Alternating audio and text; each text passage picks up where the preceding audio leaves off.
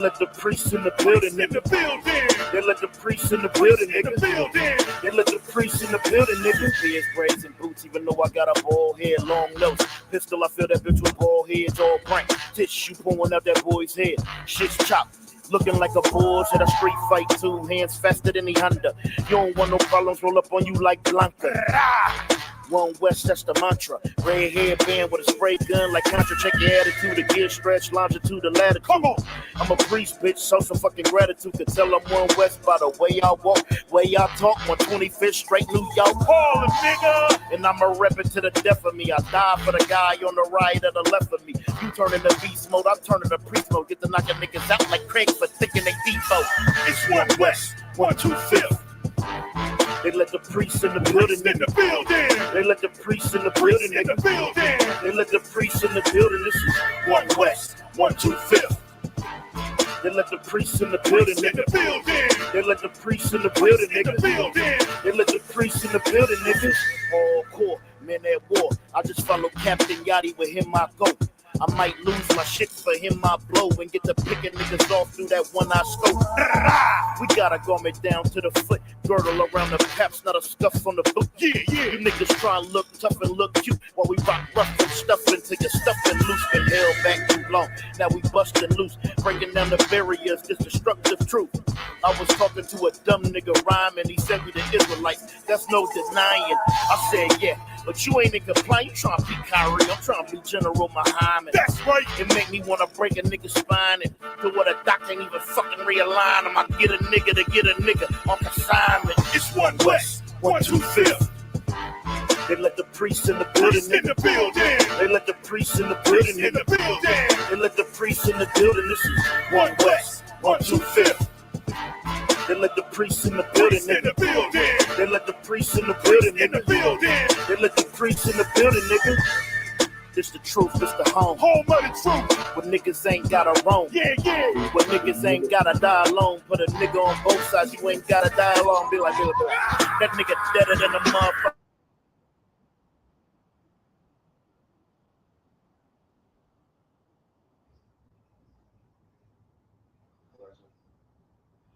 Yo, don't mute the song, mute my mic.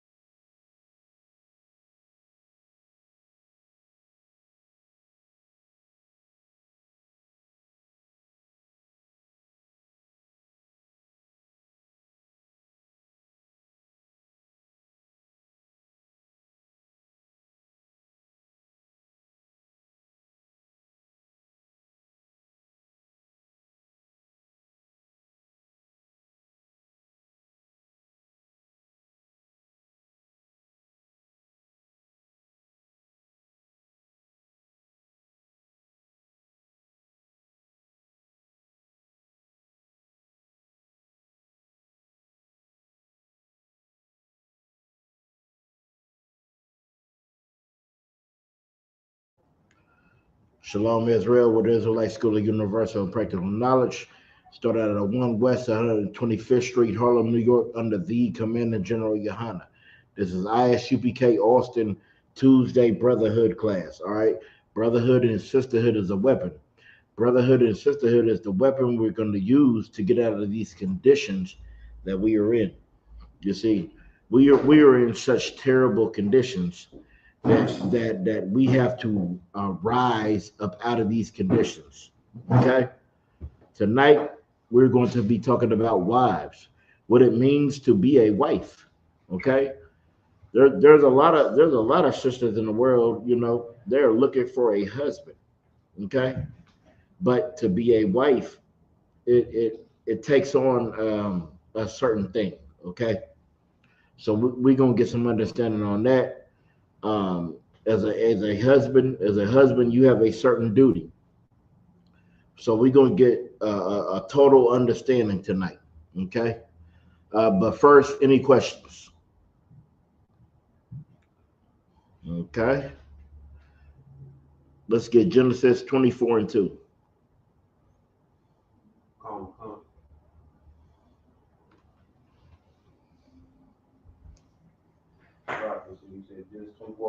Genesis 24:2. Because, like, all right, so when we're picking a wife, right, we are not supposed to pick from the ungodly. All right, so there are women of our nation who you are able to choose from, right? But you shouldn't choose from every woman of our nation, right? You shouldn't choose from the Sexy Reds, the Cardi B's, the Megan Thee Stallions. What you want is you want a righteous woman. You want a woman who is going to understand the words that you say and follow your lead. You see, in our community, we don't have that. We don't have the women that just going to follow our lead, right? We have women who want to be the man, who want to be dominant, who want to be more important than you are. And that's why we have such a disdain in our communities. Okay? Go ahead. You got something you want to say? All right, go ahead. Khan. Where's the mic? You got the mic? Khan.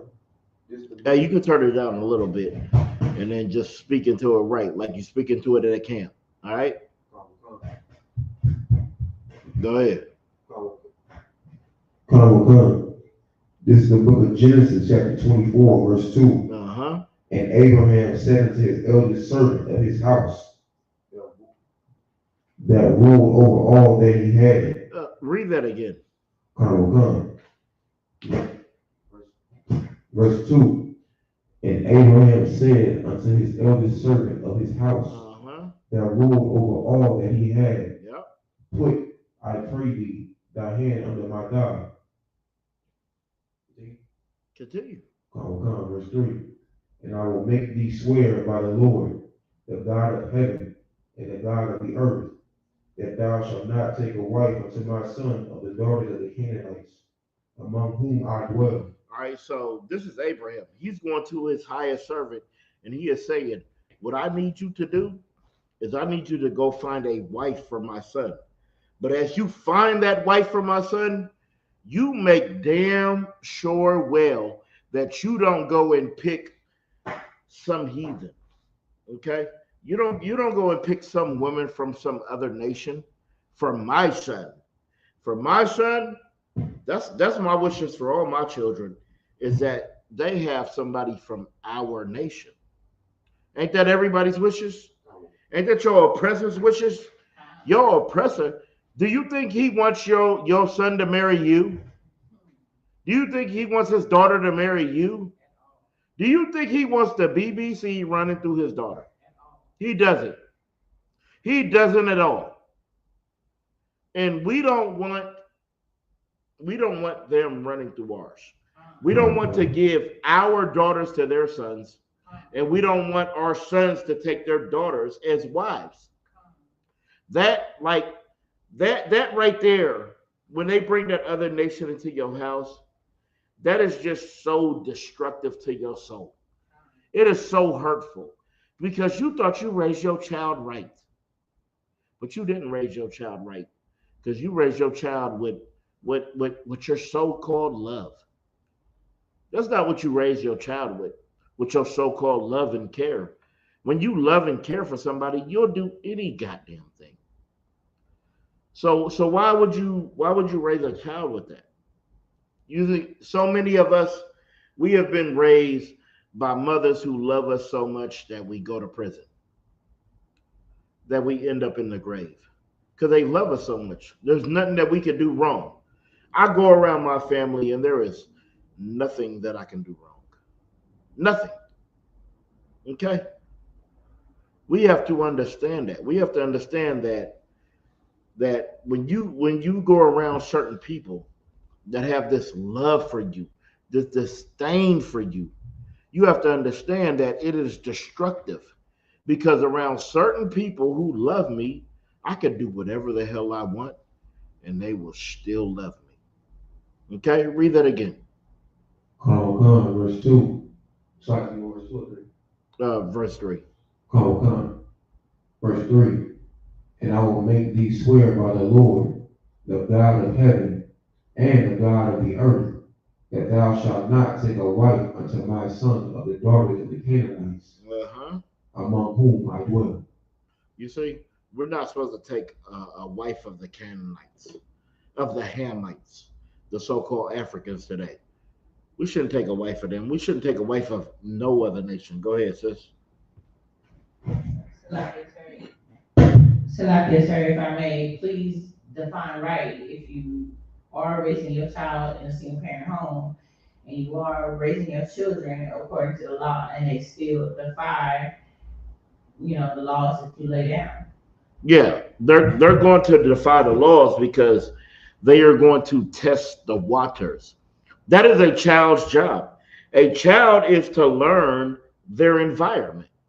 That's what we do as children, right? We learn our environment. If you're going to get your head knocked off for doing something, you're probably not going to do it, right? But if you're going to get coddled anyway, you're going to do whatever the hell you want. So when it comes to things like that, we have to understand that children are going to be children. So whether you're a single mother or a single father, what you have to understand is that your law is the law of the house because you are the head of the house. All right. But especially as a mother, you're going to show that mother's love because that's what you're supposed to do. But when there's no father, when there's no man, when there's no authority in the house, then there's going to be a lot of disarray, a lot of destruction. Go ahead, sis. Salakia, sir. So at what point should the defiance of the child still be held over the mother's head? No, not the defiance of the child. All right. So a child gets to a certain age, right? And they make their decisions. They choose to go against the household, right? So that's not held against the mother or the father at all, because that child is of an age where they can think and rationalize and say, I know this is wrong, but I'm going to do it. You train a child up in the way. Give me that scripture.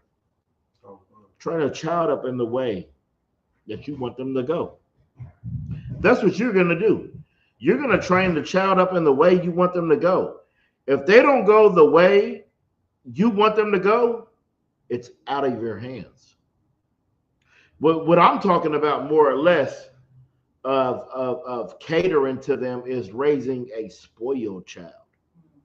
Now, you give a child everything, you let them do whatever they want, and then you tell them no. Of course, they're going to get upset.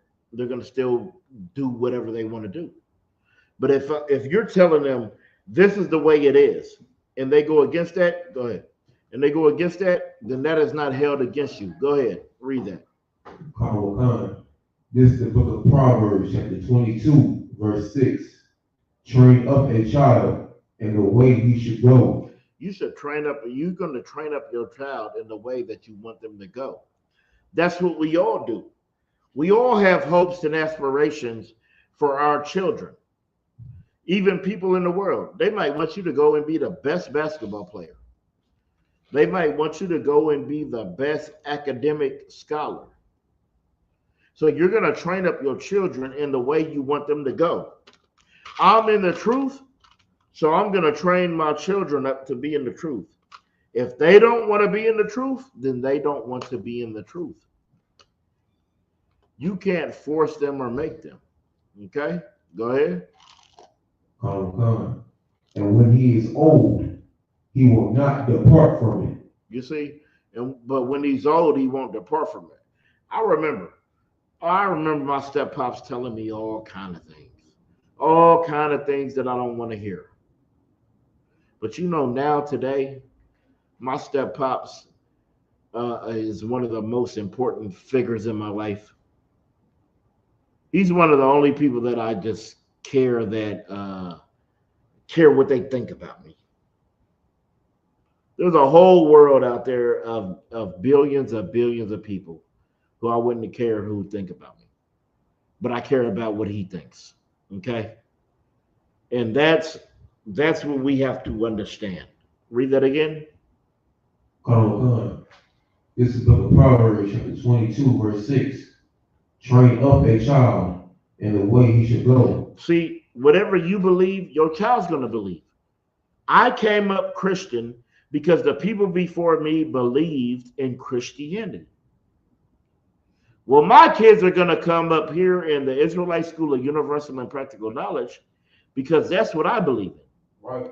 But when they get older of an age and they decide whatever they want to do, that's what they're going to go and do, regardless of what I say.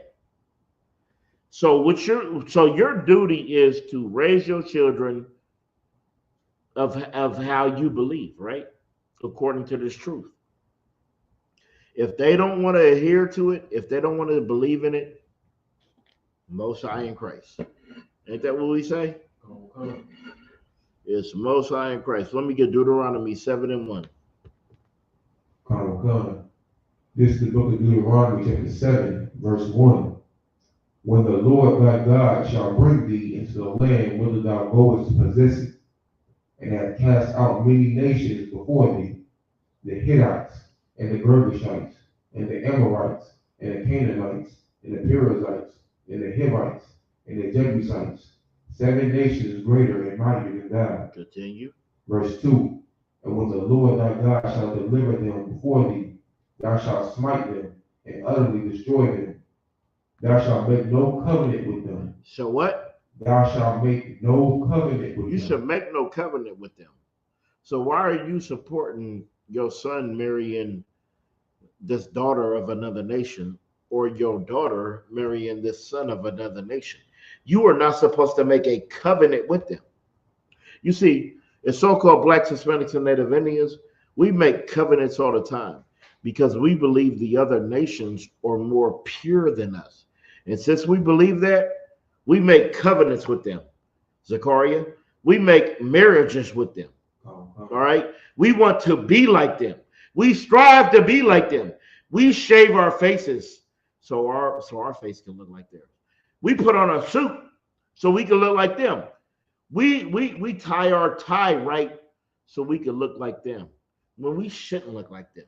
What we should look like is what you see here in the Israelite School of UPK. Right. Them people in war-like apparel. That's what we wear. We wear war-like apparel. And with this war-like apparel, it lets you know that we are different than you. It lets you know that we are soldiers. It lets you know that we are of the Most High. They want to laugh and joke, and they want to clown us. They want to say that you're the Power Rangers. Well, that's from my era, Zachariah. I used to watch the Power Rangers. And every time they come against us, you know who they look like? They look like Ivan Ooze. And what was Ivan Ooze? Putty. That's when we make our enemies. Putty in our hand, putty in our mind, putty in our words, putty in our thoughts. They are not like us. And I pray you understand. Continue reading. Verse 3. Neither shalt thou make marriages with them. Neither shall I what? Shalt thou make marriages with them. You look at these other nations so special, and you know what you do? You go and make marriages with them. And then a president gets elected, and you realize that this person that you married hates you and your people. Continue reading. Verse 3. Thy daughter thou shalt not give unto his son, nor his daughter shalt thou take unto thy son.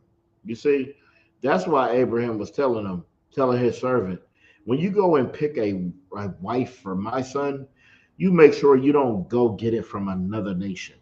Because you should never give your daughter to another nation, and you should never let your son take another nation to wife them. There is a logical reason for that. Continue reading. Verse 4. For they will turn away thy son from following. For they will what? For they will turn away thy son from following. You see, because you know what you have to do? You have to cater to them. If I have a wife from another nation, what do I have to do?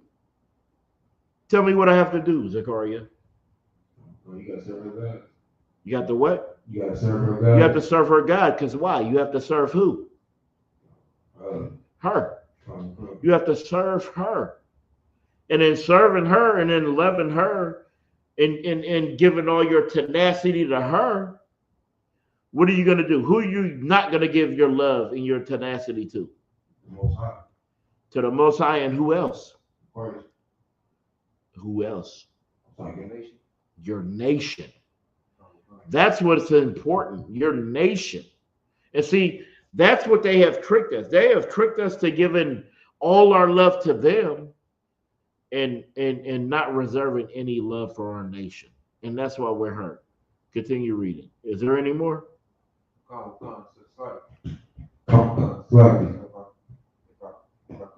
ahead. There was Hey, turn it like this and see if that works. There we go. Yeah, although these heathens I'm about to talk about, it still goes to show, you know what I'm saying, why it's important that you never give your sons away to another nation of people. Oh, go ahead, officer.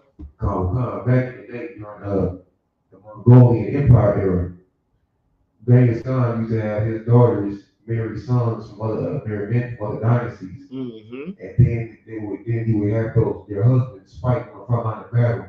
And when they would die in the battle, if they would die, the majority of the time they would, their kingdom would go to their daughter, which would connect to their father. Exactly. Give that officer a hand. You see, this is the thing y'all don't understand here in the Israelite school of UPK. The Bible says to do what? In 1 Thessalonians, is it 1 and 21? Yeah. See if that's what it is. Because what you said is so heavy, and how you brought it out is so heavy. And this is what people don't understand that you have to do. Go ahead. No, All right. I need a study to show thyself approved. 2 Thessalonians? What is it? Was 1 Timothy 2:15? Oh, go ahead. If that's it. You sure it's not 1 Thessalonians 5 and 21 then?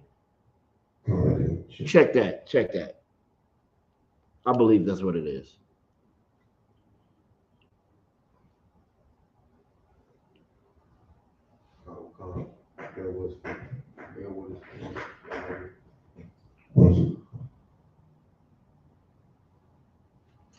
Here, let me. Salakia, bear with us 1 second.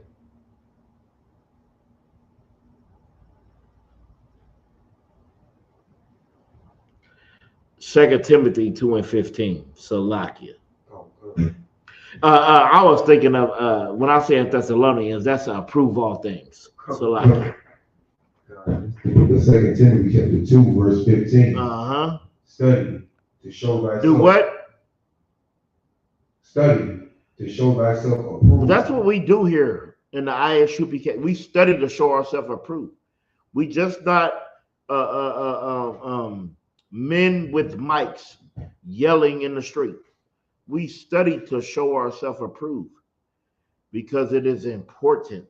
It's important to study. Okay? Continue reading.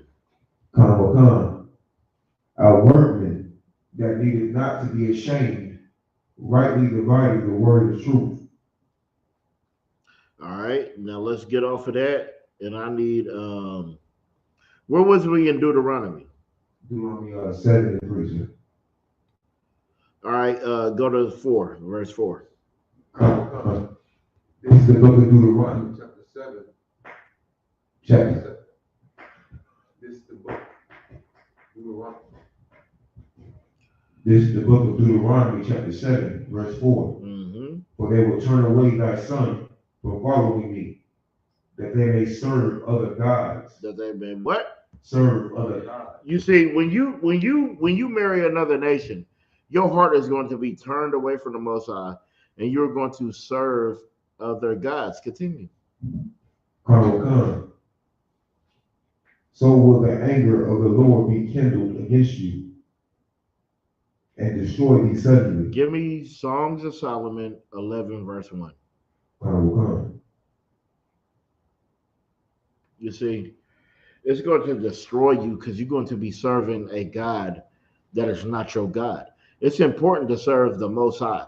It's important to serve your God. You have a living God, but you want to serve false idols. Continue. Go ahead and read. Come. This is the book of 1 Kings, chapter 11, verse 1. But King Solomon loved many strange women. He did what? Loved many strange women. All right, so when the Bible is talking about strange women, it is talking about women of another nation. That's what God considers strange women. So if you go out and you mess with a woman of another nation, to the Most High and to your nation, that is a strange woman. You should never do that. Now let's see who the strange women are. Come together with the daughter of Pharaoh. The daughters of Pharaoh, the Egyptians. Go ahead. Women of the Moabites. The Moabites. So you have Africans, you have Asians. Go ahead. Ammonites. Continue. Edomites all the way to the hey, they always say that. Well, where in the Bible it said we can't have a pog? Where does it say that we can't have that? It says right there, the Edomites. Continue. Zidonians. Another one. Continue. And Hittites. And the Hittites. Continue reading. Verse 2. Of the nations concerning which the Lord said unto the children of Israel, ye shall not go into them, neither shall they come in unto you. For surely they will turn away your heart after their God. You see, they're going to turn your hearts away from your God. Continue. Solomon clave unto these in love. And you know what Solomon did? He built the gods of his wives. That's what he did, because he took on other nations, right? And he built their gods in our land. Samson's parents said, "Is there not a woman in your nation?" All right. So don't think you're the only one who just lusted after these women from other nations. But what you should know is that you should not do it ever. Let me get Genesis 28 and 1. Come. This is the book of Genesis, chapter 28, verse 1.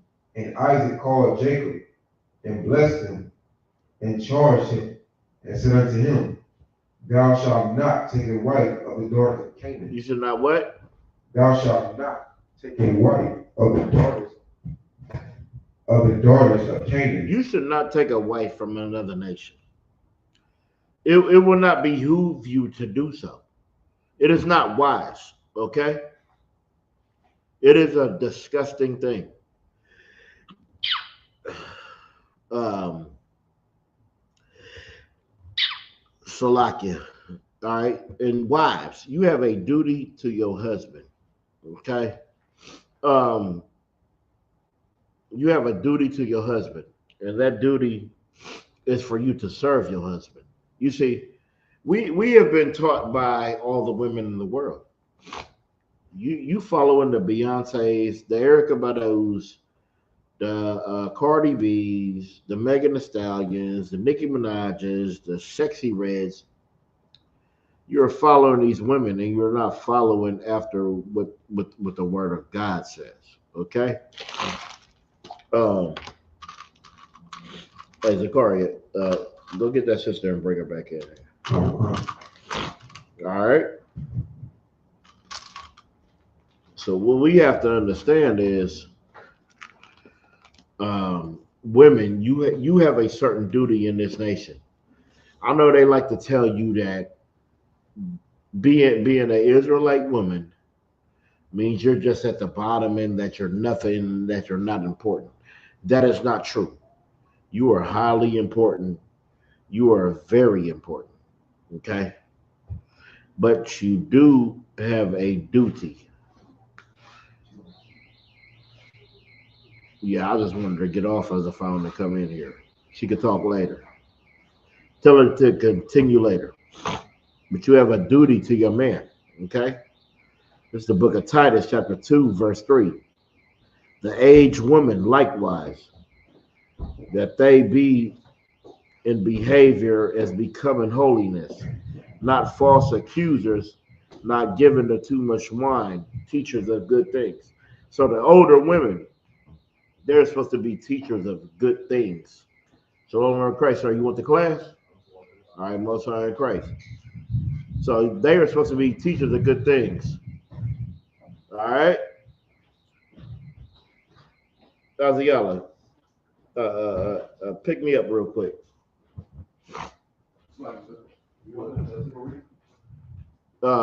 Yeah. Somebody, they gonna all jump in. I see ya. I see you. I see ya, young officers. You got the half shirt like the camp leader. Okay. How you get a half shirt? You must have did good in Hebrew Academy. Clap it up for coming by. You know? Okay. All right. Somebody pick me up at Titus 2 and 3. Because as a woman, you want to be a wife. If you want to be a wife, you're going to have a duty to your husband. Go ahead. Here's the book. Where you got a mic? The mic is somewhere, right there. No, right here.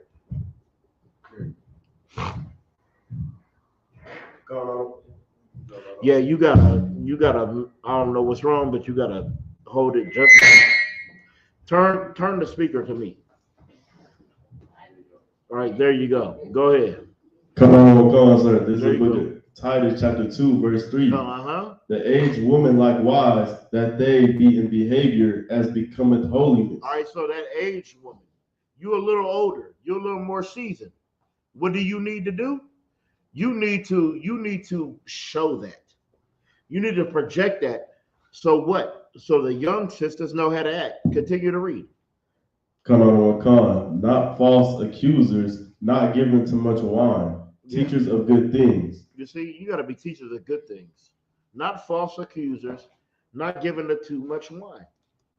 You're going to have to be a pillar. You're going to have to show the younger women how to act. Just like the men, we have to show the younger men how to act. Continue reading. Come on, sir. Verse. You got to hold it just right. Verse 4. Hold it how you held it when it was real loud. Yeah. It's you come stand up here and just come up here where they can hear you. Verse 4. Here, matter of fact, here, just get a chair and just come up here. All right, here. Get that chair and slide it over. Hey, Yaquab, you know how to work it to get the scriptures on there or what? All right, go ahead. You work the computer. Yeah, let's put these young officers to work. All right, go ahead. Count on 1 verse 4. That they may teach the young woman to that be. They may what? That they may teach the young woman. That's your whole purpose. That's the whole purpose of our nation, is to teach the younger generation exactly how they're supposed to be. The younger generation don't have to think. Now, if they want to go out and they want to do what the other nations do, then we'll let them, okay? Because we'll train a child up how we want them to go. If they don't go the way we want them to go, then we'll let them go the way they want to go. It's their life. Let them live their life how they want to. But at the end of the day, whether they say it or not, you know what they're going to know? They're going to know that you're right. They're going to know you're right because you're telling them the right things. As a parent, I'm a parent. I love my children. I'm only going to tell them the right things, as my parents did me. Do you think I listened? You think I gave a damn about what my parents was telling me? I didn't care. Okay? But we have to teach them. Go ahead, Yaakov. You said what? We're gonna go on Titus 2 and 4.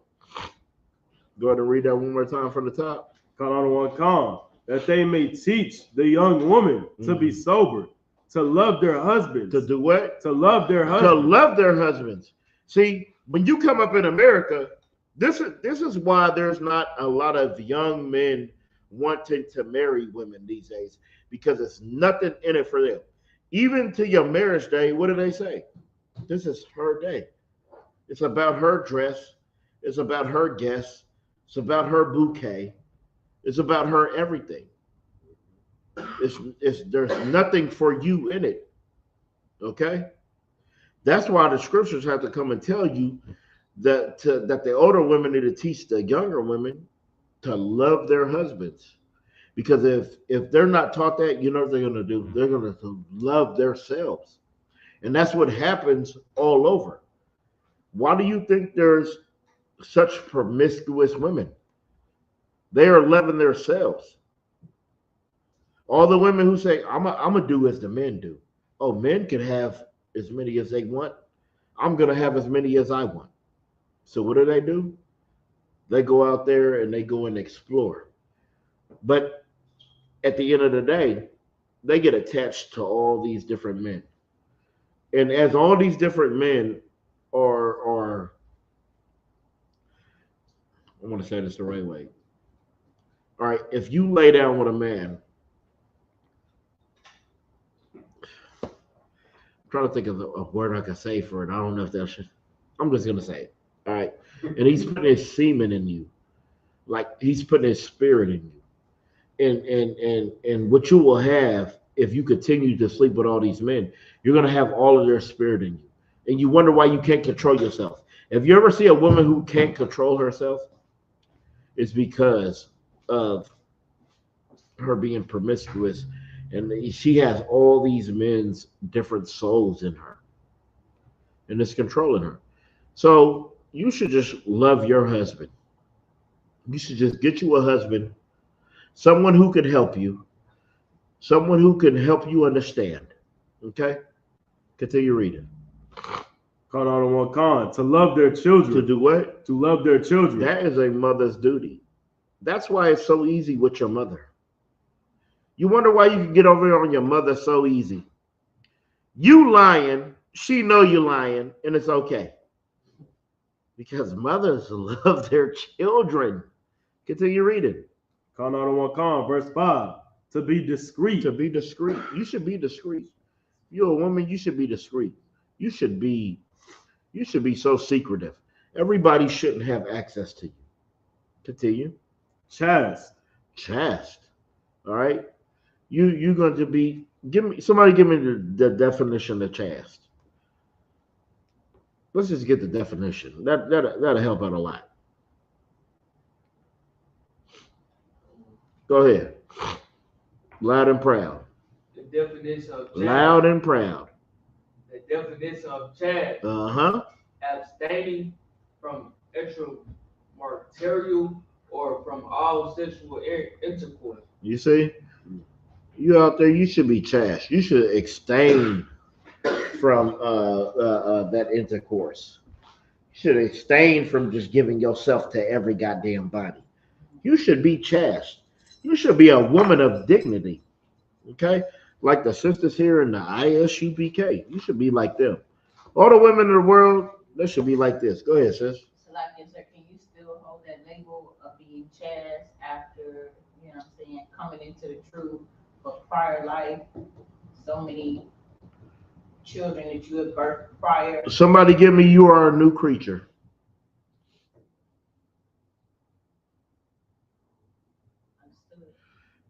Somebody give me, you are a new creature. And you're going to make me jump ahead in my lesson. Understood. You know what I'm saying? I just said, I had to understand it. 2 Corinthians 5:7. Read it loud and proud when you get it. Like it, sir. It's the book of 2 Corinthians, chapter 5, verse 17. Mm-hmm. Therefore, if any man be in Christ, he is a new creature. He is what?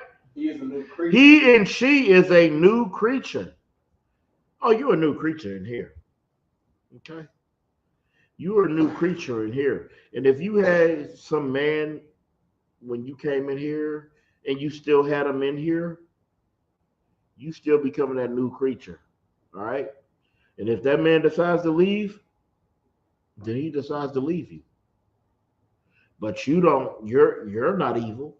You're not wrong. You're not anything. Because when you came in here, you became a new creature. And when you became that new creature, you became under Christ, your king. And since you are under Christ, your king, all those things before are washed away. Oh, Christians love to talk about how their sins is washed away. He washed my sins away. Oh, happy day. Nah, when you come in here in the Israelite School of UPK, that's when it's washed away. You continue reading. Con on one con. Keepers at home, good, obedient to their husbands. Do what? Obedient to their husbands. You have to be obedient to your husband. Your husband has a responsibility to you. So why shouldn't you have a responsibility to him? In the world, you don't have no goddamn responsibility to your man because it's whatever you want. Happy wife, happy life. That's what they always say when nobody's happy.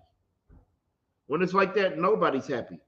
But if you're obedient and he is leading you, you know what? Everybody's going to be happy. Continue reading.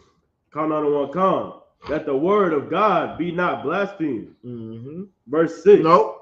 Give me Ephesians 5:33. We're going to get through this because I got about 60 scriptures on this class. Okay, 60. I counted them. 5:33. No sign in Christ. That's why we need young officers to help the other ones. Go ahead. This is the book of Ephesians, chapter 5, verse 33. Nevertheless, let every one of you in particular so love his wife even as himself. Do what? Love his wife even as himself. See, this is what the men of Israel need to understand. Because you think you're just getting all these ribs. You think you just a man. Because the Lord said what? His pasture is with his flock is with men, right? So men think they're just so important. Read that again. Con on one con. So love his wife even as himself. So all you men who boast in yourself, who got yourself puffed up, the way you love yourself, you better love your wife. You better love your rib. You know why? Because she's important too. You know why? Who could tell me why your rib is important too? Who could blow my mind? It's so simple. It's not a goddamn thing that she does. She didn't do a goddamn thing for this. Go ahead. Go ahead, Yaakov. Yeah, your hand up first. Because Hold on. What are you first? What are you? What are you? Go ahead, sir. No. What are you? a man. Black. What black? What is black? You're an Israelite, right? And what is she? Oh, love that. Man. Oh, she's an Israelite too. So God loves her too. So she's important too. So the way you love yourself and thinking you just the best, well, you better understand, you better love her too. Because to the Lord, her and you are both necessary. Oh, and she's necessary to you. Do I got to explain that to y'all, brothers? Do I got to explain what a woman is? Have you ever experienced one? I don't think I have to explain. You better love her like you love yourself. Continue reading. Con on one con. Mm-hmm. So love his wife even as himself. Yeah. And the wife see that she reverence her husband. Yeah. Continue. That's awesome. Give me 1 Corinthians 7:3. This is important, man. It's important that we understand this about each other because our enemy has had us at contention. Like, I remember being in the world and I just believed every rap song, F-A-N and F-A-B. And I believed that. And I didn't have no empathy, no sympathy, no remorse. And I was very ruthless. And I had to understand that every time I went to jail, my homies wasn't there. My homies didn't come and bail me out not one time. You know who bailed me out? My woman, who I got the domestic violence on. That's who bailed me out. For anything I had, my woman came and she bailed me out. She helped me, not the homies. So I had to realize maybe this woman is important. Maybe it's not F-A-B. Oh, this brother, I needed some money and a place to stay, and he let me in. Maybe it's not F-A-N. Maybe it's not that. Maybe I shouldn't think about that. Maybe people do care. Maybe I do have a nation. Go ahead and read. Con on one con. This is the book of 1 Corinthians chapter 7, verse 3. Mm-hmm. Let the husband render unto the wife due benevolence, and likewise also the wife unto the husband. Continue reading. Come on, one con, verse 4.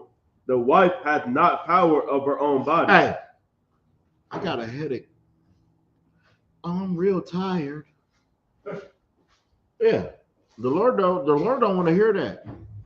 When I want that tail, when I want to lay fire to that tail, I'm laying fire to that tail. Go ahead. Come on, one con, but the husband. And likewise, also the husband hath not power over his own body, but the wife. Honey, you know I worked a lot of hours today. Like, I was out there doing everything I had to do. I just don't have the energy to give you what you need. No, the woman doesn't have power over her own body. I own her body. And when your rib wants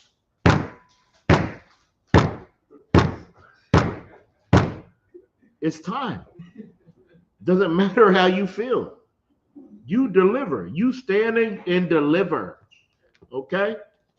You don't have power over your own body. Go ahead. Verse 5.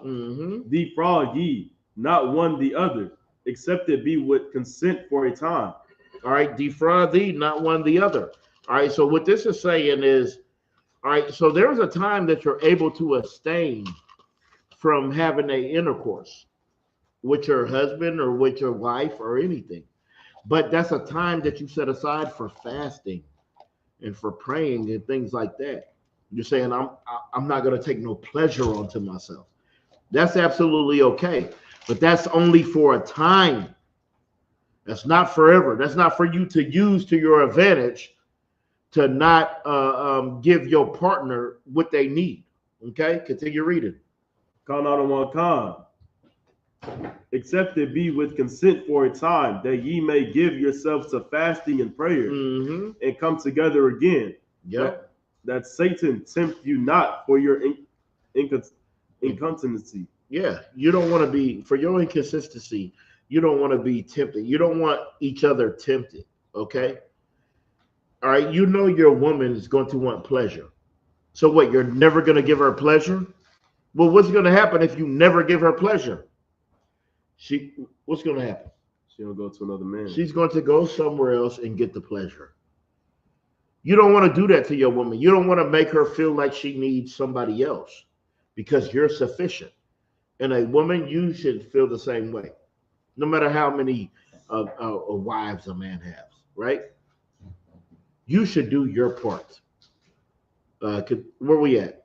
Verse 6. Nope, drop the 10. 10. Verse 10. And unto the married I command, yet not I, but the Lord. Let not the wife depart from her husband. Let not that wife depart from her husband. Okay? You shouldn't depart from your husband. All right? Because you are bound to him. All right? Through the Lord. Continue reading.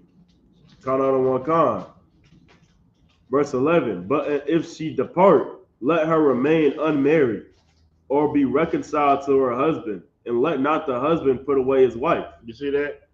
You shouldn't put away your wife. That's unless she sleeps with another man and becomes another man's wife, you are not allowed to put her away. All right? And women, you should not depart. All right? And if you do depart, you should remain unmarried. You know, I remember my grandmother. I always wondered why my grandmother was never like with nobody else but my grandfather. But it was because of that. You know what I mean? She believed that wholeheartedly. That's what we have to understand. Okay? Give me Genesis 3:16. So I got a question concerning. Go ahead. So people in the world, when they hear about you can have multiple wives, they would say, how are we supposed to not put away your wife if you have multiple? How do you really explain that to somebody? Because you'll explain that with Leviticus. Can somebody give me that in the law? What adultery is? Because the Bible says adultery for a man is what? To sleep with another man's wife. Leviticus 20:10. Go ahead. It's the book of Leviticus chapter 20, verse 10. And the man that committed adultery with another man's wife. With what? With another man's wife. With what? Another man's wife. That's how you commit adultery as a man, if you sleep with another man's wife. Continue. Even he that committed adultery with his neighbor's wife, the adulterer and adulteress shall surely be put to death. You see? That's how you commit adultery as a man. You commit it with another man's wife. Give me it as a woman.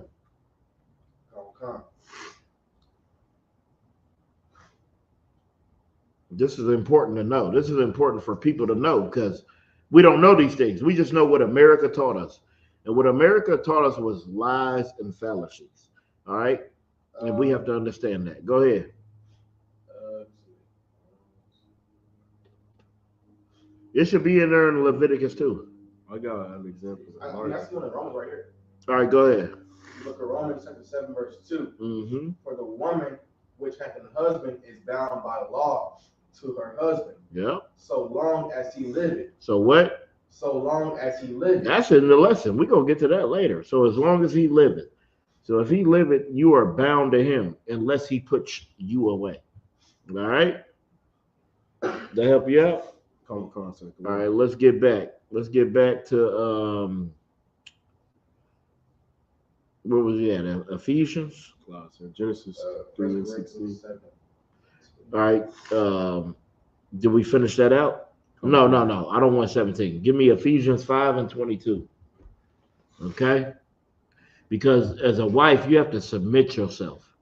And I know that's hard for our nation because we are the children of slaves. We have been under an oppressor. And since we've been under that oppressor, it's hard for you to trust the black man. It's hard for when master was able to come in your quarters and do whatever he wanted with you. It's hard for when they fed us crack cocaine. They shut down the factories in the 70s, and they shoved us crack cocaine in the 80s because they knew that we were going to what? They knew we were strong and we wanted to take care of our families. But what happened? We sold those drugs and we went to prison. And then again, it reminded our women of breaking of the buck, that our men could not help us. So they teach the daughter that the man cannot help you. He can't protect you. He's not going to be here. So you have to be strong. You have to protect yourself. So you can't listen to that black man. And then they teach their sons to be more subservient because they don't want what happened to the father to happen to their sons. So we have to understand that even though it's hard to be subjective, to be under your man, it is the best thing for you. Look at every other nation. Look at all the nations that are telling you that you don't need a man. What do they have? Oh, they have a man. They have a man that they listen to. Black women are mad at black men for not voting, right? When more black men voted for Kamala Harris than black women. But they're not mad at white women for voting for Trump. That happened last time, right? They voted for Trump, even though he said, I'll go and grab a married woman by her box. And they still voted for him. You know why? Because they understand that they need a man to rule them. They need a man in leadership. We don't understand that. Or women don't understand that. That's why they don't want to submit themselves. Go ahead and read that. Count on one con. This is the book of Ephesians, chapter 5, verse 22. Mm-hmm. Wives, submit yourselves unto your own husband. Unto what? Submit yourselves unto your own husband. Submit yourself unto your own husband. Don't be at your job having a work husband. Don't be looking at Ray and thinking that's your work husband because he buys you tacos on Taco Tuesday. Don't be looking at Jermaine as your slave, okay? Submit yourself to your own husband. Not that brother who understands you because he's only with you for a certain time and he has no responsibility of you. Because if you left one and went to the other, you know what's going to be? You're going to have the same feelings. Continue reading. Count on one con. As unto the Lord. Verse 23. For the husband is the head of the wife. He is what? The head of the wife. See, this ain't no, I don't, what Glorilla say? Yeah, you know it. No. She said what Aretha Franklin said. Yeah, I don't own no what or what. I forgot. I ain't with no N and no N don't own me. Yeah.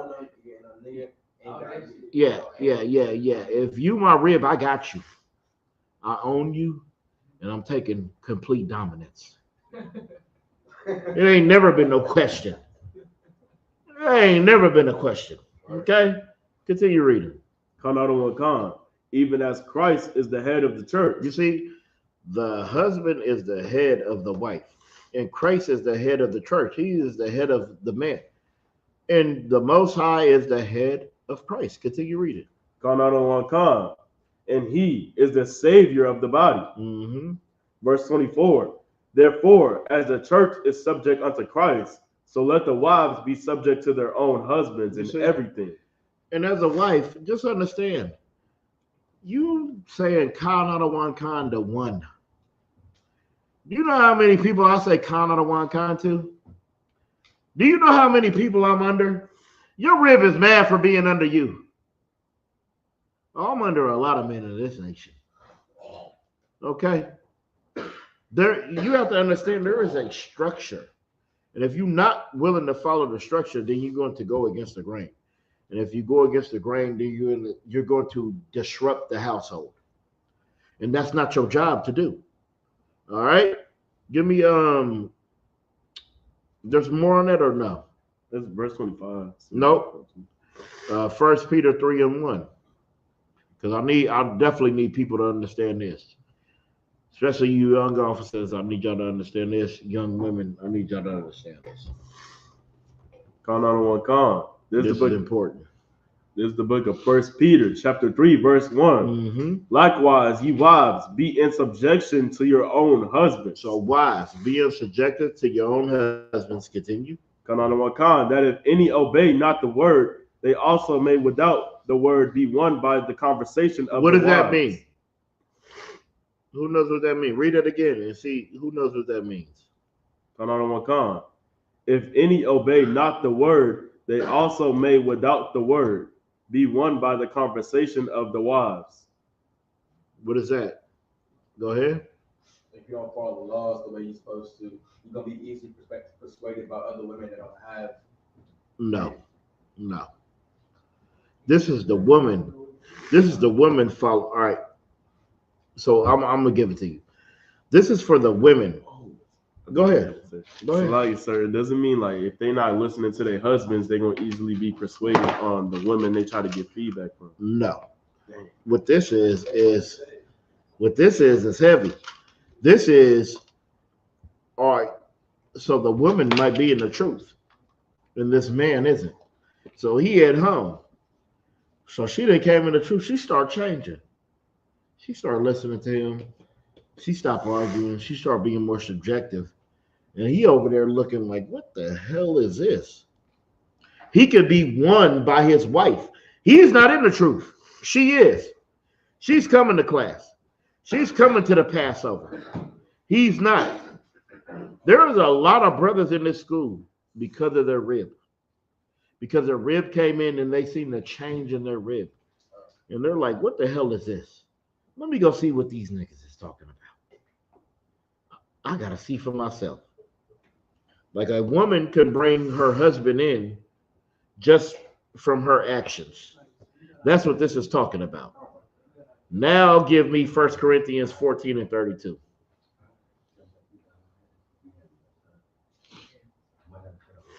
This is the book of 1 Corinthians chapter 14, verse 32. And the spirits of the verse 32? Yeah. And the spirit of the prophets are subject to the prophets. The spirit of the prophets are subjected to the prophets. What's that mean? Go ahead, sis. That it's supposed to submit unto the prophet. No. This is just about the men. Go ahead. The men that are here today were here to pass. That's exactly right. Give him a hand. The men that are here today are the same men that were here in the past. Continue reading. Verse 33. For God is not the author of confusion, but of peace, as in all churches of the saints. The saints are Israelites. And he's not the author of confusion. Okay? The men is the head. When the woman is the head, there's confusion in the house. Continue reading. Verse 34. Let your woman keep silence in the churches, for it is not permitted unto them to speak. Why do we have all these prophetess? They think they Deborah. Ain't that what they say to Razan? Well, there was Deborah. There was the prophetess Deborah, and there was Esther, and all them, and none of them are them. None of them. Because what did Esther do? Didn't she bring it to Malachi? Is that what happened? Didn't she bring it to somebody who was over her? That don't mean women ain't going to get the knowledge. They're not going to get the... A woman might tell me something that is the absolute truth. Okay? And then I'll tell it to the people. That's how it's supposed to work. She's not supposed to be in the forefront. So what the hell is a Taffy Dollar? Do y'all know who Taffy Dollar is? But y'all know who Creflo Dollar is, right? Yeah. Well, that's his wife. Prophetess Taffy Dollar. So you got Creflo and Taffy Dollar. How the hell can you trust a name like that? T.D. Jakes is giving the church over to his daughter. Because if you're a Christian, you're going to go against the Bible. Christians hate the scriptures. Go ahead, continue reading. For it is not permitted unto them to speak, but they are commanded to be under obedience. Continue reading. As also saith the law. Yep. Continue. Verse 35. And if they will learn anything, let them ask their husbands at home. Let them what? Ask their husbands at home. You see, our women have been taught to smile in the pastor's face. Do you know I've been in a house with a woman frying some catfish or baking some cake, and I couldn't get a piece. And they had a husband, and I couldn't get a piece because they said, what? This is for who? This is for pastor. And you better not. This woman will cook a whole meal in your house that you can't touch for another man. Because this is for past. That is not how it's supposed to go. Okay? Continue reading. Count out on one con. Let them ask their husbands at home, for it is a shame for women to speak in the church. It is a shame for them. Even though they run their mouth. They got the first row. And the biggest hat runs the church. Give me Romans 7:2.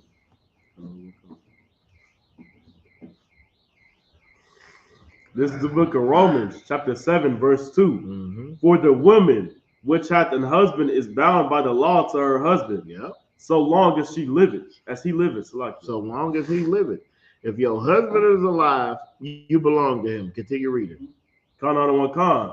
But if the husband be dead, she is loosed from the law of her husband. If that husband dies, he is gone.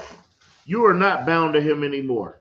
You are allowed to go out and get you another husband. Okay, continue reading. Con on one con, verse 3. So then if while her husband liveth, she be married to another man. How does she be married to another man? Who knows what marriage is according to the Bible? With a precept. Yeah, them hands go down quick when you ask for a precept.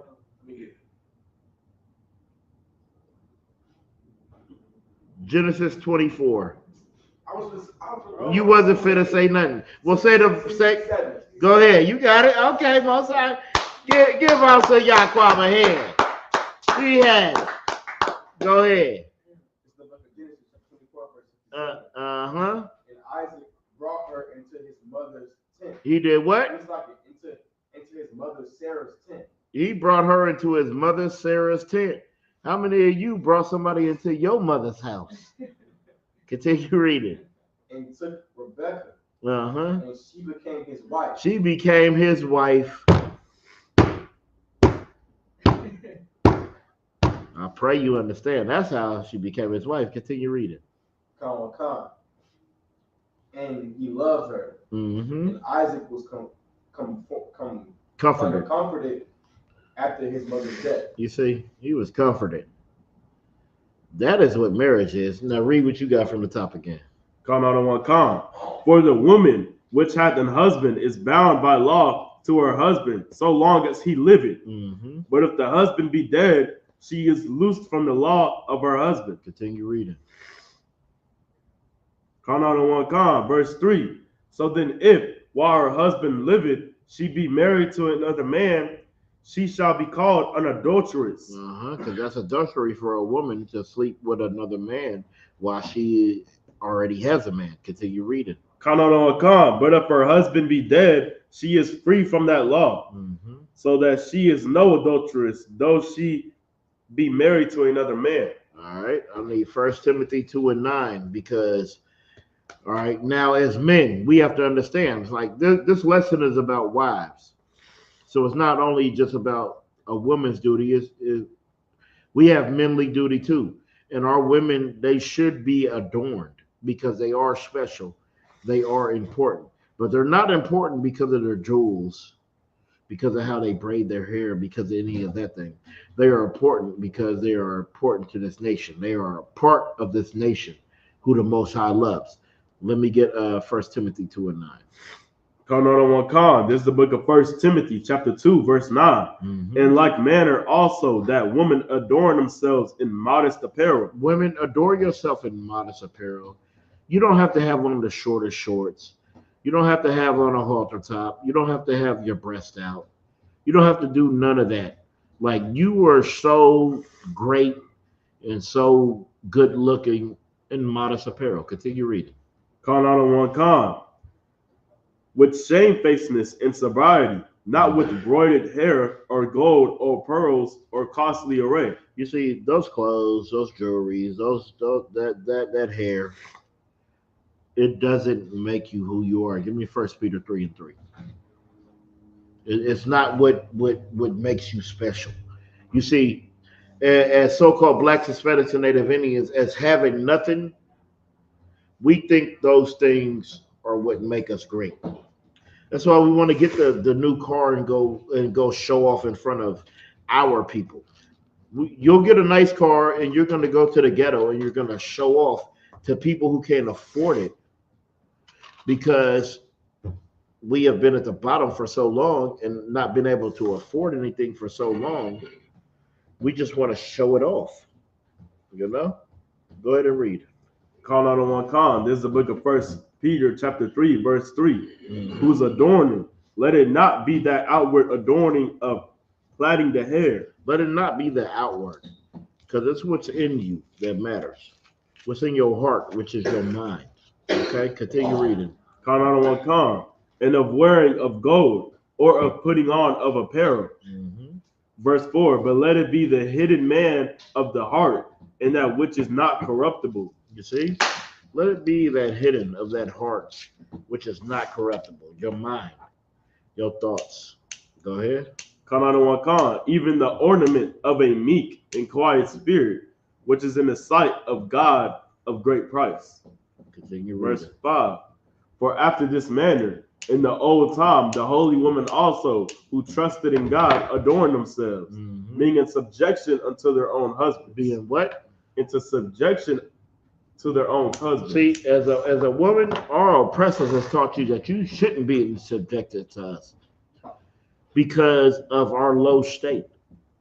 And they have been able to teach our women that because we have been low for so long. But the scriptures say to do what? To be in subjection unto your own husband. Continue reading. Come on one con, verse 6. Even as Sarah obeyed Abraham, calling him Lord. Calling him what? Calling him Lord. Saying Khan, Adawan, Khan. Khan means yes, Adawan means Lord.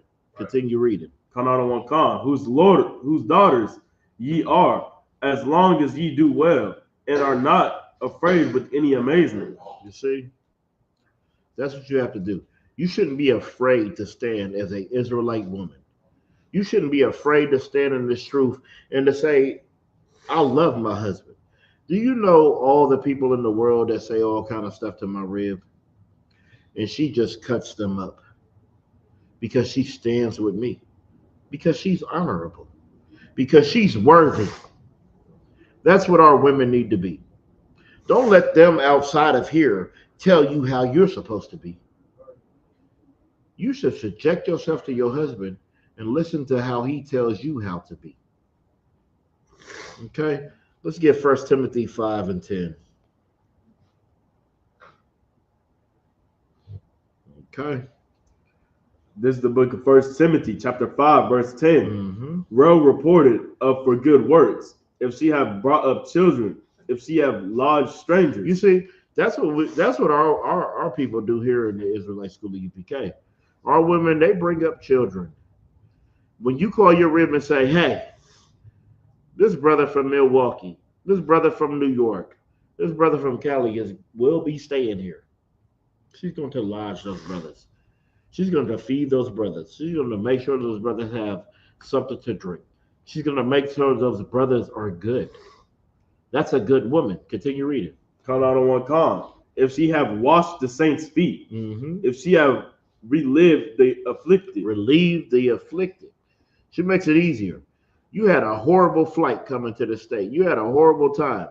Do you get to this brother's house and his rib just takes care of you?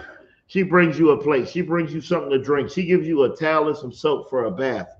And you just like, she really, hey, man, you got a good rib, man. She really helped me out. She relieved my affliction. Okay? That's what our women are supposed to be doing. Continue reading. If she have relieved the afflicted, if she have diligently followed every good work. You see?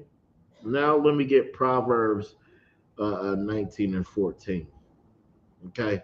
Because a woman is a good thing. When you pick the right woman, when you choose, when you listen to the men above, when you go out there and you actually choose a woman for your nation, when you choose a woman who is actually righteous, it's going to be a good thing to you. And that is necessary. Go ahead and read. This is the book of Proverbs, chapter 19, verse 14. House and riches are the inheritance of fathers, and a prudent wife is from the Lord. You see, if you're rich or you're poor in this world, it's just from who you came from. Maybe your father didn't have a Fortune 500 company like his. So it says a house and riches, they are the inheritance of your father. But a prudent wife, a good wife, a wife that's diligent and listens, that is from the Lord.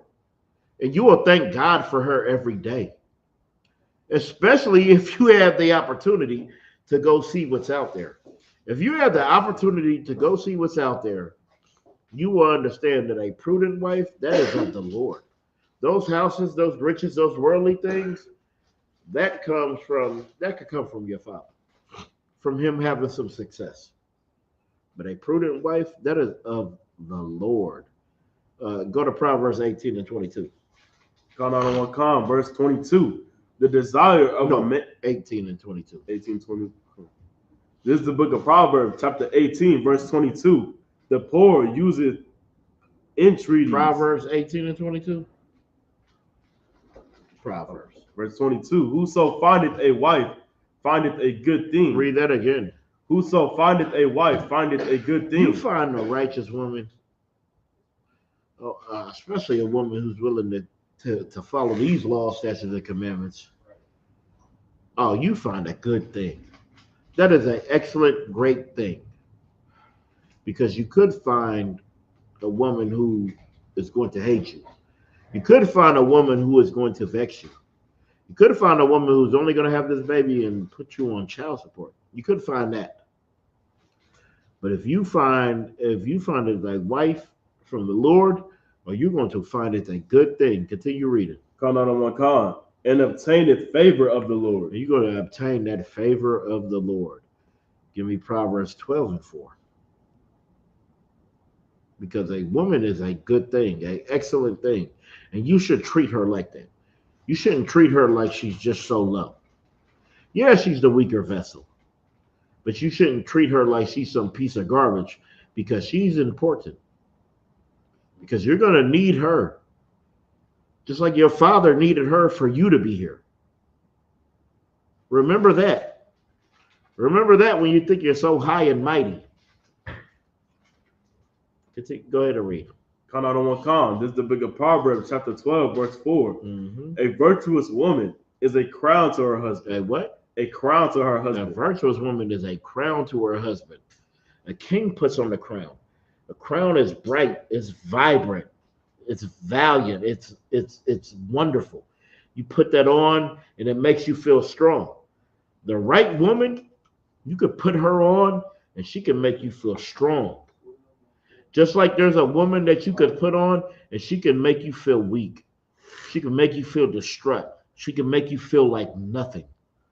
There's nothing that you could do that is good. There's nothing that you could do that is great, because you are a piece of garbage. Continue reading.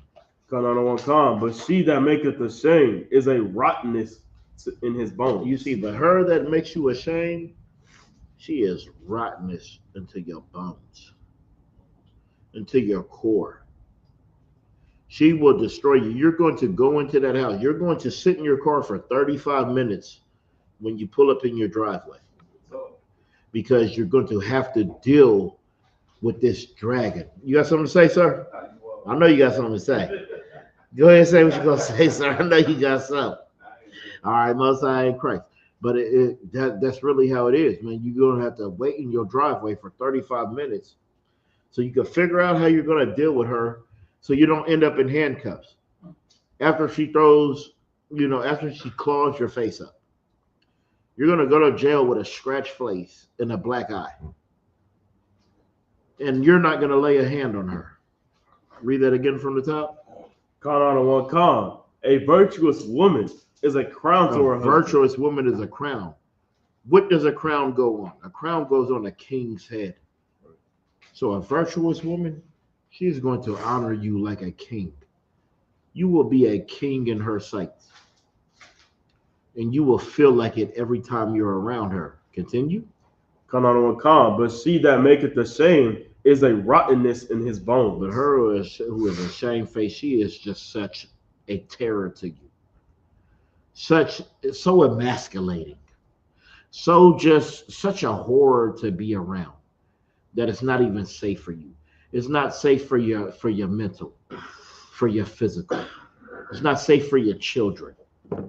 I've been in those situations. I've been in those situations where I could keep my mouth shut. And this woman is going off the hinges crazy. And my kids are scared of me. I'm not the one yelling. I'm not saying a goddamn thing. I just got my mouth shut. And my kids are scared of me that I'm going to do something to her. Even though she's irate. Even though she's the one with the knife in her hand, putting it to your chest. Even though she's scratching your face out. Okay? Women have a lot of power. That's why it says in the Bible, next to the Most High, the most powerful thing is a woman. Okay? Y'all have a lot of power, especially a sweet woman. What the hell can a sweet woman get? A sweet woman could get any goddamn thing that she wants. Right. Because she's sweet. She's nurturing. She's caring. Oh, but that demon who want to be just like you, yeah, you want to go to war with her. Because she's so goddamn manly and masculine. She reminds you of all your ops. Okay? Now let me get Proverbs in 31 and 10. This is where we're going to end in Proverbs 31. This is a virtuous woman. This is what every woman, especially in here, better strive to be. You better strive to be a virtuous woman. Let me get Proverbs 31 and 10. Hey, is there any questions online or any questions in the room? We'll take them anytime.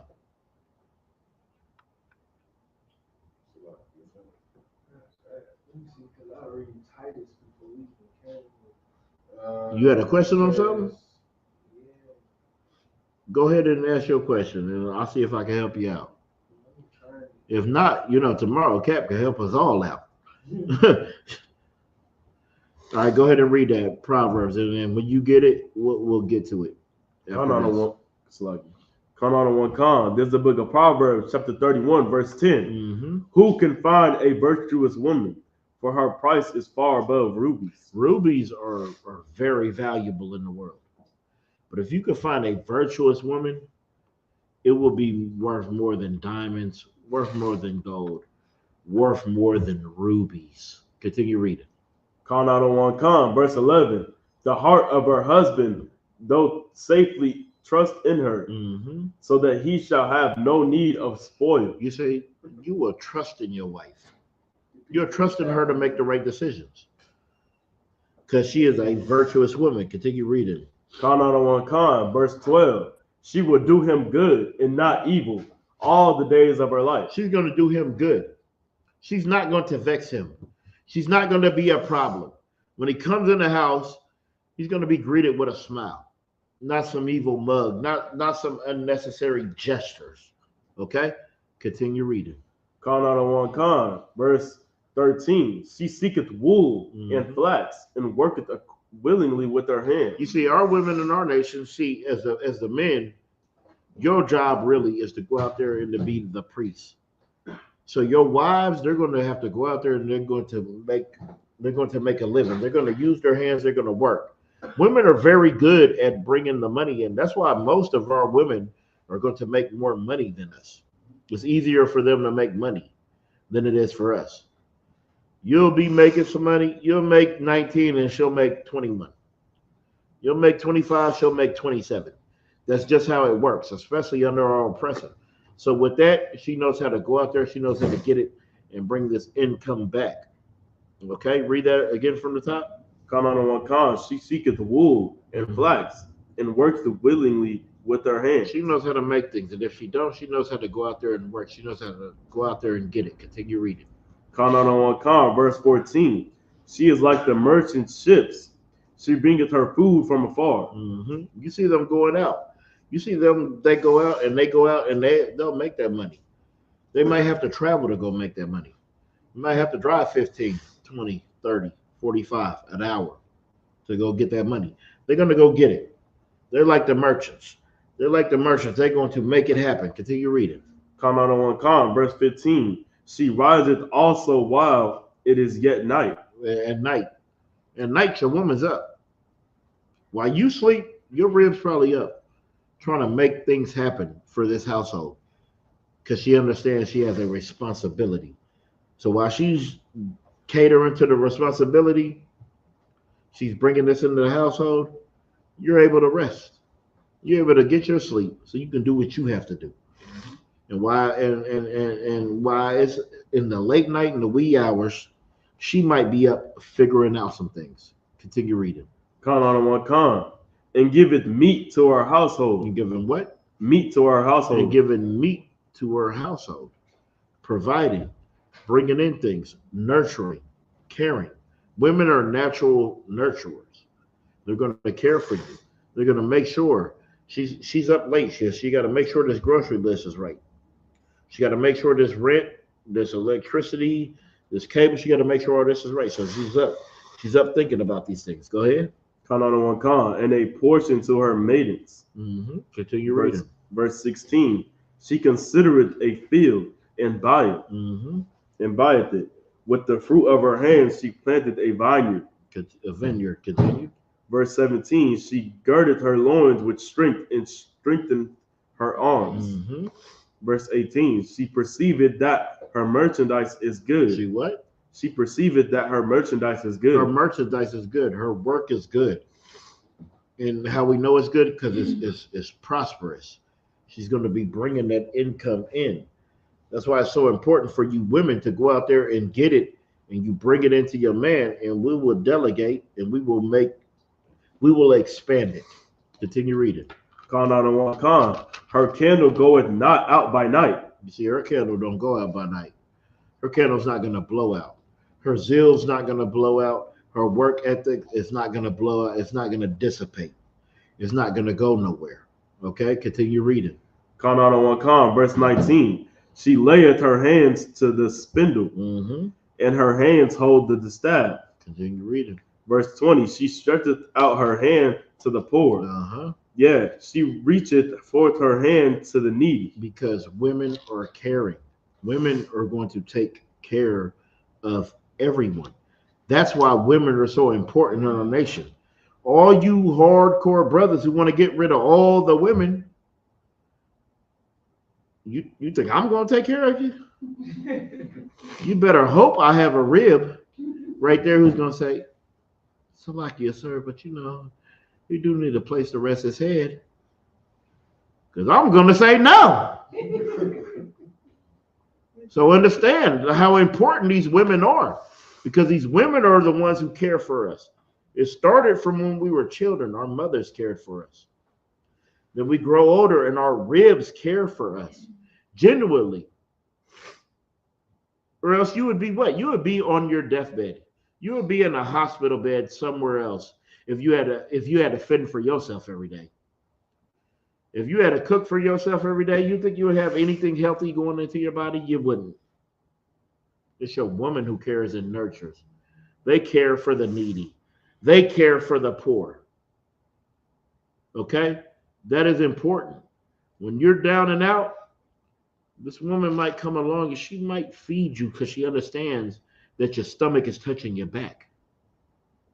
A brother might not be able to understand that as well, because he just worked 10 hours and he's wondering why you didn't just work 10 hours so you could eat one piece of bread and drink one water. Okay, continue reading. Con on one con, verse 21. She is not afraid of the snow for her household, for all her household are clothed with scarlet. She's gonna dress her household in the nicest. You ever had a woman? You ever been by yourself and the way you dressed was just horrible? And then now you got some woman, and now you got a polo shirt on, and you got some good jeans, and you got some Jordans on your feet now, and you like, damn, I didn't have this before. She's gonna make sure you dress in the finest. She's gonna provide and take care of you, make sure that you out there looking good, because she represents you. And since she represents you, she wants everybody else out there to know, oh, that she got her man. You see, right now, the phase we are in, the so-called Blacks, Hispanics, and Native Indians, we ain't thinking about that because you want your man just to have you. You want the Birkin bag. You want the Mercedes. You want the house, but you want to do nothing for it. You want to bring absolutely nothing to the table but your attitude and your box. When every woman in the world has a box. That's not something that you bring to the relationship. What you need to bring is your skill, your will, your understanding, and your submission to your man. That's what's going to make everything better. Because as long as you allow me to be the man and you don't want to be the man, then you know what I'm going to do? I'm going to go out and be the man. And you just have to be the woman. You don't have to be my mama. You don't have to be the man. You don't have to be none of those things. All you have to be is you, a virtuous woman. Continue reading. Verse 22. She maketh herself coverings of tapestry. Mm-hmm. Her clothing is silk and purple. Mm-hmm. Verse 23. Her husband is known in the gates when he sitteth amongst the elders of the land. You see, you'll be known. Like when you have a good rib, brothers are gonna come. It's like, man, you got a good rib. You know the sister did this, and this. You're going to be known. You're going to be sitting out there with everybody, and they're going to be mentioning you because of what your rib has done. That's why women are important. You got to understand, you wives, y'all are important to this nation. You sisters are so important to this nation. That's why you can't be Christian. That's why you can't treat your sister like the Christian church treats their sister. Because y'all are all important and y'all all bring everything. We can't all be an eye. It says his body has many members, right? We can't all be an eye. We can't all be a leg. We can't all be. Would you just want an eye? Just look at your body. Look at your physical body and just tell me what you're willing to just sacrifice and get rid of. Is anybody in here willing to get rid of any part of their body? A pinky. This little pinky. Are you willing to get rid of this pinky? Because it's important. How about your pinky toe? How about a leg?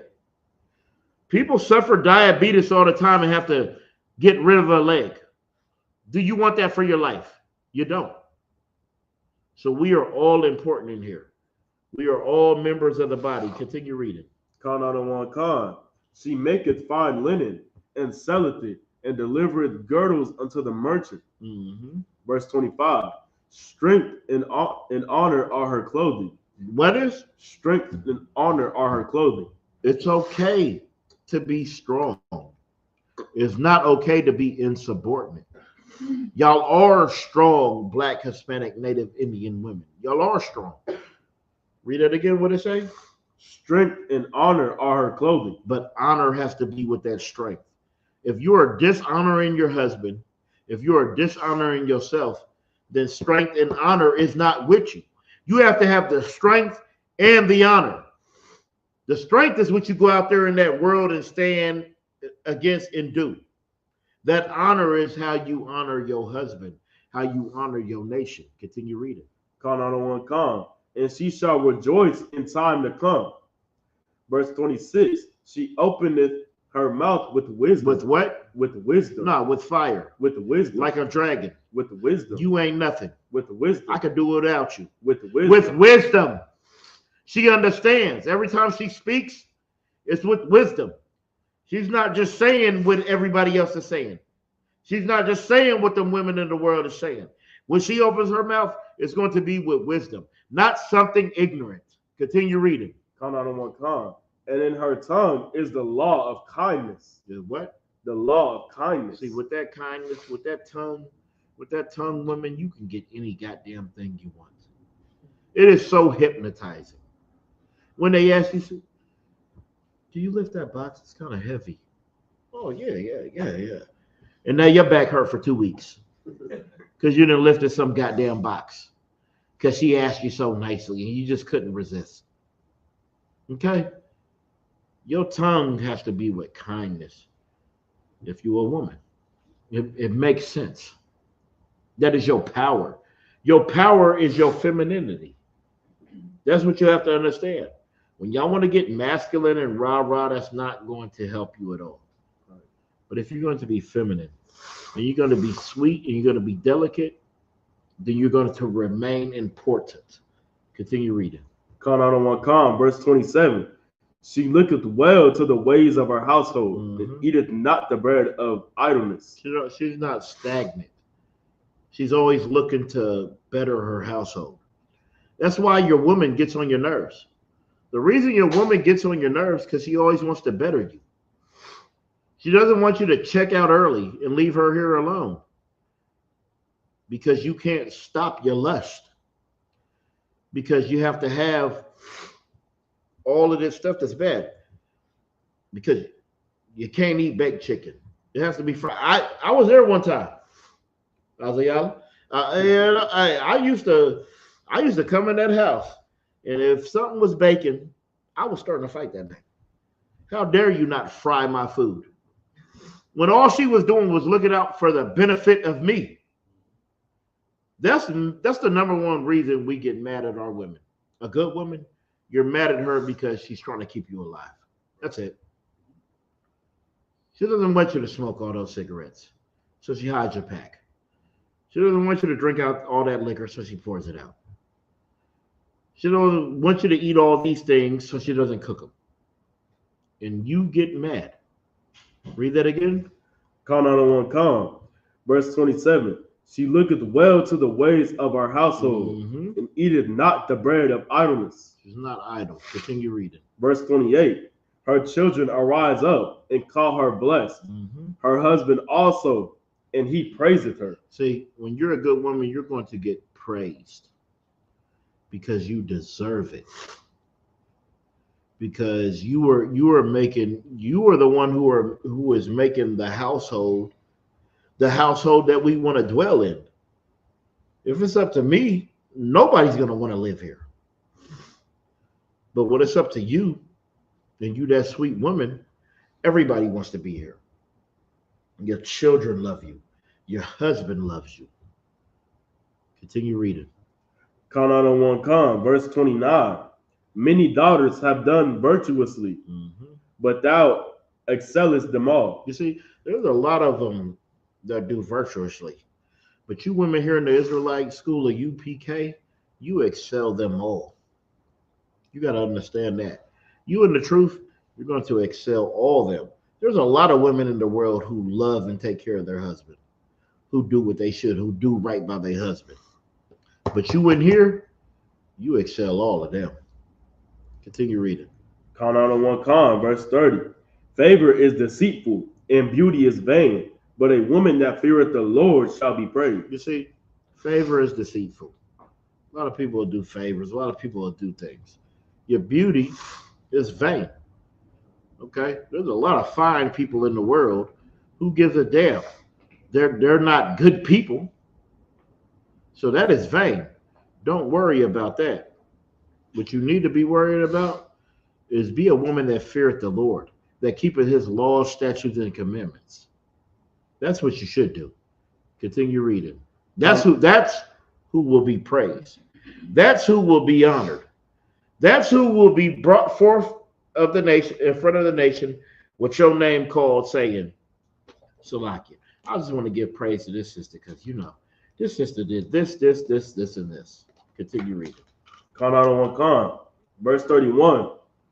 Give her of the fruit of her hands, and let her own works praise her in the gates. You see, in front of the nations, your works will be praised. That's why all you sisters, when you have a chance to put your hand to something, dive into it head first. Because it will behoove you to work for your nation. All right? And if you have a husband, it will honor your husband. And if you don't have a husband, it will get you a husband. Because that's what I'm looking for. If I'm looking for a rib, I'm looking for a woman who is willing to do the work. Don't be stagnant in this truth. Any questions before we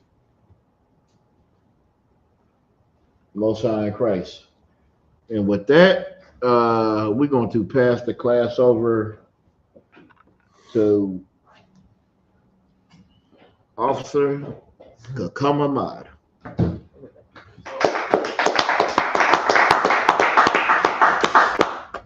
We are the ISUPK, star out of 1 West, 125th Street, Harlem, New York. Rule for new brother and sister. When a new brother or sister comes into the school, they are off limits for 6 months. They are to be only saluted. They are to be saluted only. They are here to shed themselves of the world. If they need transportation, the teacher will arrange it. After 6 months, if a brother or sister has an interest in a particular person, he or she must get permission from the head to speak to a brother or sister. There is another 6 months in which the brother and sister will court each other.